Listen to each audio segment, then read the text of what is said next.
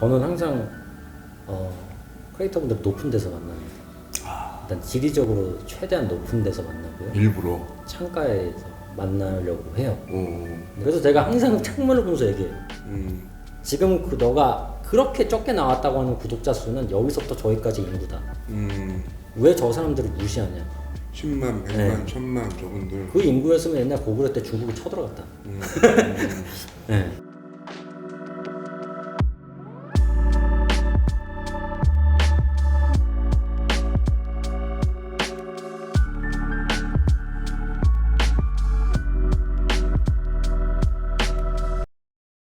안녕하세요. 1인 미디어 전성 시대 숱한 채널들 사이에서 보석 같은 채널을 찾아서 참구독을 추천드리는 희대의 나우 구독 중 이대 교수입니다. 구독자 여러분, 혹시 MCN을 아시나요? 그러니까 크리에이터 분들을 모아서 함께하는 사업을 말하는데요. 뷰티 크리에이터, 뷰티 인플루언서들과 함께하는 비즈니스를 펼쳐가고 있는 그룹 레페리입니다. 자, 레페리를 창업하고 현재의 모습으로 일궈온 최인석 대표하고 직접 만나서 1인 미디어 그리고 크리에이터 생태계의 선순환 이야기를 들어봅니다. 카카오를 설득하든 네. 아니면 고객을 설득하든 네. 백데이터를 가져가야 된다는 거죠. 네네네. 그래서 그런 측면에서 네. 여기 우리 또 연구소 만든 건가? 유튜버들이 몇 명 있는지, 음. 그 다음에 그분들이 추천하는 제품들 중에서 우리 브랜드 점유율이 어디 있는지 그 기준을 만들고 싶었어요. 그래서 저희가 경이 내린 거는 당신네 브랜드들을 평상시 애용하고 있는 사람을 찾아주겠다. 그리고 그 사람들이 당신들이 집중해야 될 사람들이고 콜라보레이션 할 때 누구 뭐 개인적으로 누구 좋아한다고 저 사람하고 하지 말고 당신네 브랜드를 좋아하고 있는 사람하고 일을 해라. 그리고 마케팅 성과를 하나의 콘텐츠의 조회수로 두지 말고 1년 동안 혹은 6개월 동안 우리 브랜드의 점유율이 유튜브에서 증가했는가 줄어들었는가, 우리를 좋아했던 사람이 계속 우리를 좋아하는가 아니면 안 좋아하는가, 그걸 체크해라. 그러면 우리나라에 한 800명 이하기 때문에 충분히 브랜드에서 관리할 수 있고 여기서 1등만 돼도 어마어마한 가치를 창출할 것이다. 그래서 이제 근데 이거 표현하려면 이제 AI를 쓰거나 이제 뭐 어떤 긁어오는 이제 데이터 시스템을 써야 되는데 하나도 접목이 안 되는 거예요. 그래서 저희는 그냥 다 세보자. 네, 이건 이제 핸드메이드다. 네. 그래서 저희가 하루 종일 이제 유튜브만 시청해서 모든 영상을 다 보고 이제 다 수기로 기록을 합니다. 그럼 이제 정확도 99%로 로우 데이터가 쌓이면은 저희가 전문가들이 이제 이걸 가공하게 되죠.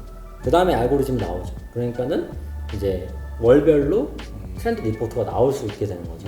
그러니까 이제 사실은 유튜브에서 통하는 제품들이 좀 어떤 건지, 유튜버들이 좀 어떤 제품들 좋아하는 트렌드로 바뀌고 있는 건지, 뭐 그런 것들도 이제 파악이 되고 있기 때문에 향후에는 저희가 뭐 제조라던가 뭐 아니면 이제 브랜드들에게 조금 더 전문적인 컨설팅을 제공한다거나 하는 좀 근거 자료를 지속적으로 좀 사용해 가려고 합니다. 데이터 관련해가지고 연결한 콜라보레이션으로 약간 좀 성공했던 사례 뭐 그래도 그냥 궁금해서 그런 걸 좀 보고 그러니까 매칭 시켰었을 때 네. 좋았더라라는 거 그래도 뭐 한두 개 좀 샘플링 네. 있으면 떠오르시는. 저희 유튜브에서 좀 뜬 게 패드라는 또 영역이 있어요. 패드를 가지고 이제 뭐 닦기도 하지만은 약간 마스크팩 대형으로 좀 쓰기도 하고 미니 마스크팩 통에 한 뭐 100장씩 들어있어요. 네, 그러면 이제 하나씩 꺼내서 쓰는 거예요. 그래 봤을 때 이제 크리에이터들 영상에서 얘기하는 단점이나 뭐 우려점 이런 것들이 몰카를 했을 때 뭐 이렇게 매번 꺼내서 쓰니까는 약간 좀 뭐 위생에 대한 우려 뭐 이런 포인트들을 몇 개 찝어서 크리에이터분들 같이 소통하면서 이제 핏을 맞춰봤더니 그럼 이제 개별 포장한 이제 패드를 한번 만들어 보자라는 컨셉. 그 다음에 이제 근데 마스크팩에 대한 열풍과 패드 열풍을 비교해 봤을 때 이게 마스크팩이 무시하지 못하는 또 비중을 갖고 있는 거죠. 아무리 얘가 미니 마스크팩이 떴더라도 정통 마스크팩을 아직은 이기지 못하는 거예요. 그래서 저희가 만든 게 이제 이 중간 값을 만들었거든요. 조금 더 마스크팩에 가까운 패드를 좀 개발을 했어요.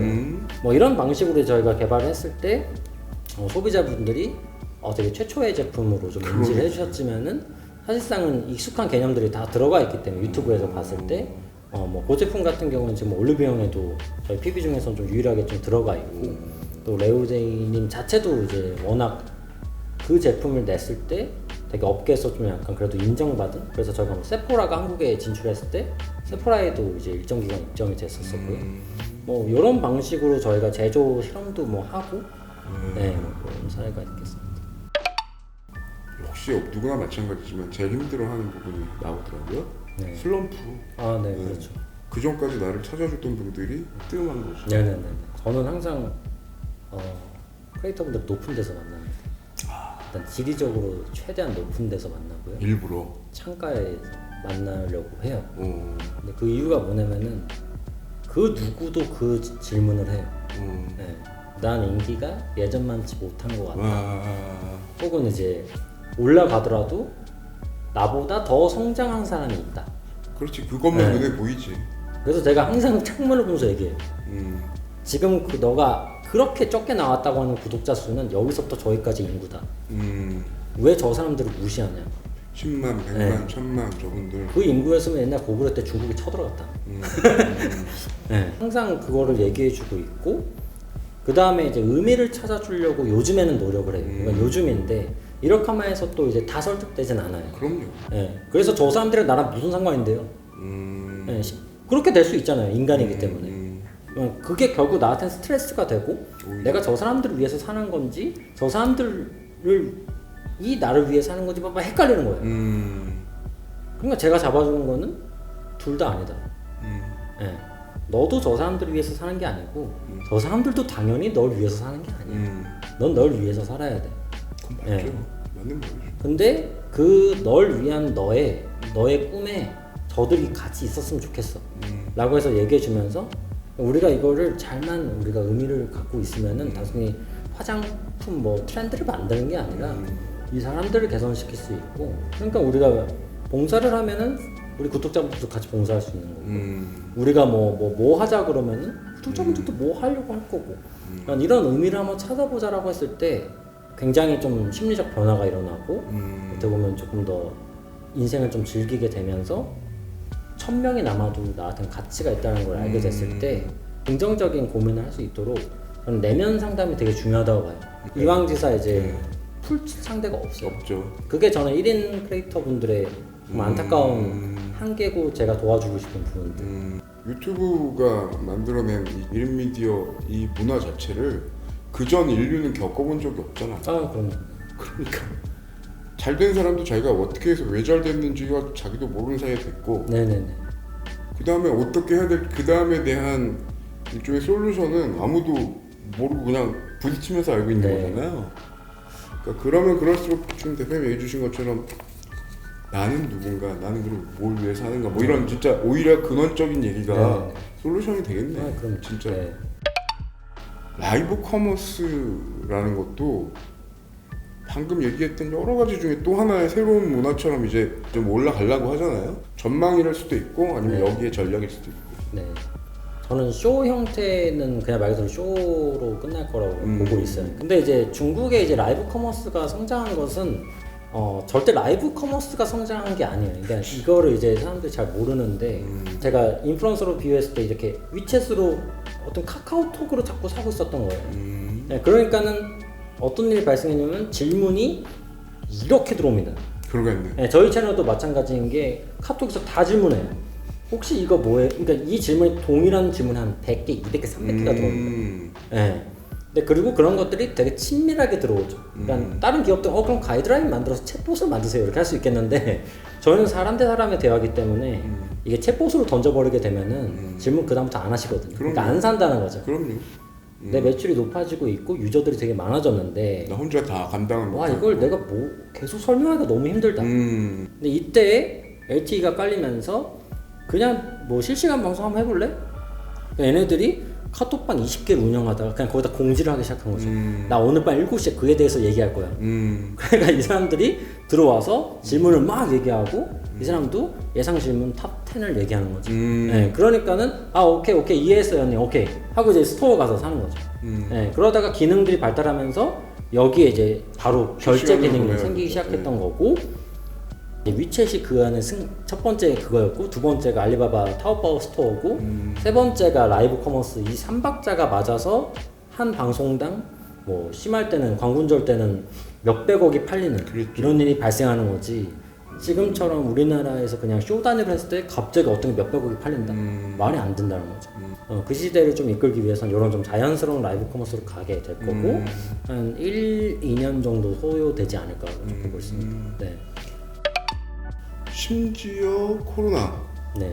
코로나는 어땠어요?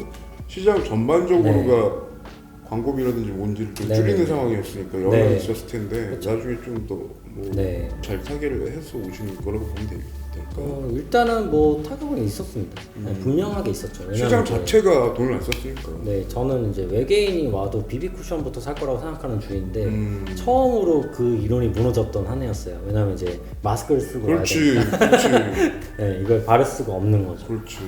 그래서 이제 수많은 광고주들이 혼동의 시기를 겪었던 것 같아요. 최소한 립스틱은 안 팔렸을 거 아니야. 네, 그러니까 색조 화장품 비중이 굉장히 다운그레이드가 됐고 그렇다고 해서 스킨케어가 대박이 났냐?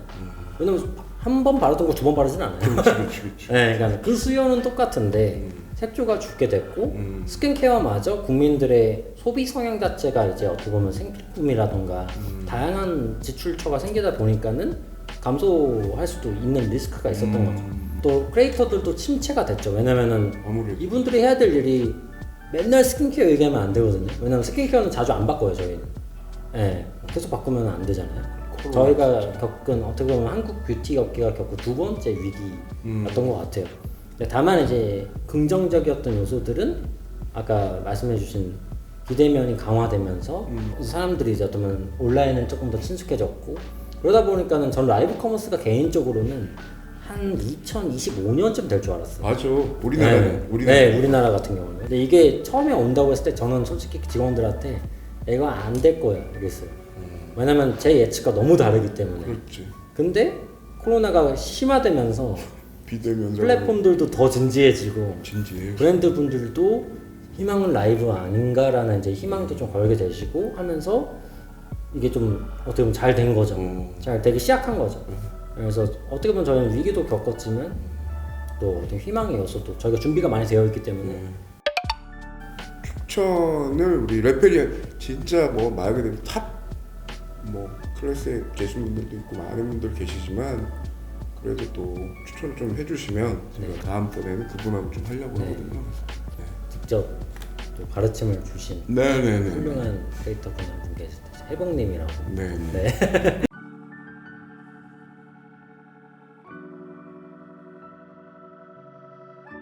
네. 초창기 멤버라고 네. 볼 수 있고 제 학생 때 제가 가르칠 때 이미 크리에이터를 입문했었던 상황이었어요. 네네.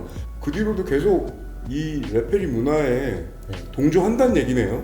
저희도 이제 부족한 점이 많지만은 지속적으로 이제 그걸 알려나가기 위해서 노력하고 있으니까 아마 올해 또 저와 저희 회사 믿어주신 이유가 있으시겠죠. 네네네. 유튜브 크리에이터 뷰티 쪽을 꿈꾸고 있는 이 미래 새싹들 아니면 그런 니즈 가지고 계신 분들한테 네네네.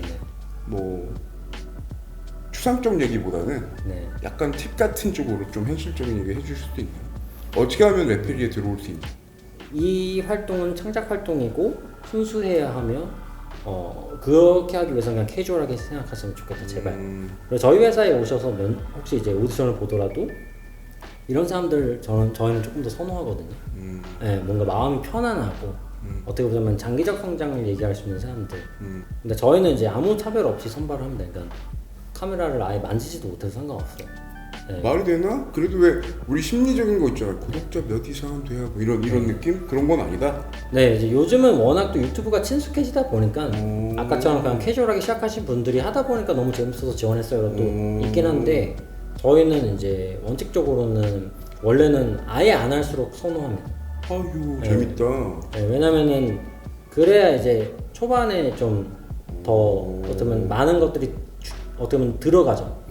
받아들이죠. 근데 만약 내가 시작하고 있으면 그때부터 이미 창작자기 때문에 각자만의 이제 예술혼이 생기기 시작하거든요. 네, 그러다 보니까 그때 좀 약간 교육이 좀 되게 어려운 부분이 있습니다. 다만 이제 지금은 2021년도에는 아예 안 한 사람을 찾기가 더 어려워요. 그러겠네. 네, 적어도 시도를 해본 사람들이 많고 그래서 최대한 저는 얼리 스테이지를 찾으려고요. 최대한. 네. 점차 그 엔터테인먼트 연습생 뭐 이런 분이처럼 그렇게 돼가는 네네네. 목석을 아예 미리 조금 내다보고 네. 어쨌든 뭐 인터뷰는 웬만하셨는지. 또 이제 교수님이 직접 오시다 보니까는 확실히 이제 질문이 이제 깊이도 있고 계속 연속적으로 이어지는 그 느낌이 제 입장에서는 저도 이제 인터뷰를 겉핥기로 하는 거 되게 싫어하거든요. 네, 되게 최대한 이왕 할 거면은 다 쏟아내고. 그러니까요. 네, 최대한 진짜를 얘기하자. 기자분들 앞에서보다 훨씬 더 제가 마음을 좀 놓게 돼서 여러 가지를 좀 진지하게 쏟아놨던 원동력이 된 것 같습니다. 레페리. 자, 레페리의 크리에이터 분들 많이 사랑해 주세요. 화장법도 모르던 방구석 블로거에서 수많은 뷰티 크리에이터들을 육성하고 빅데이터 기반의 디지털 마케팅을 새로이 일구고 지금은 직접 브랜드하고 제품까지 만들고 유통하고 자 하나하나 마치 도장 깨기처럼 정면 승부하면서 자신의 길을 만들어가는 그리고 무엇보다 그 과정에서 함께한 크리에이터들과 같이 성장한다는 철학 지금까지보다 앞으로가 더 기대되는 이유입니다. 자 1인 미디어 전성시대 숱한 채널들 사이에서 보석 같은 MCN도 찾아서 참구독을 추천드리는 희대의 나우구독 중 한 줄 서평. 자 레페리는 1인 미디어라는 땅에 한 우물만 판 카테고리 킬러의 역전 드라마다. 자 1인 미디어 생태계 곳곳을 누비는 희대의 나우구독 중 다음 편엔 최인석 대표가 추천하고 제가 애청하는 채널의 주인공을 만나 보겠습니다. 감사합니다.